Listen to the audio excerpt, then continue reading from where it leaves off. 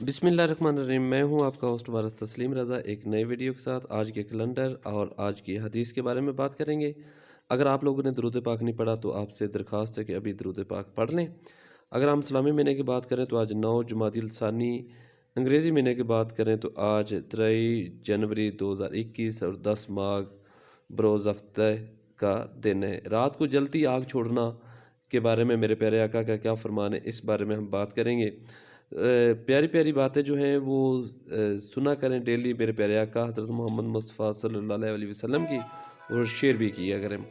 नबी करीम सल्लल्लाहु अलैहि वसल्लम ने फरमाया, जब तुम सोने लगो तो अपने घरों के अंदर जो जलती हुई आग है उसको बंद कर दिया करो।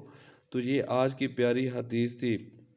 फरमाया, जब तुम सोने लगा तो अपने घरों में जलती हुई आग मत छोड़ो। ये थी आज की हदीस।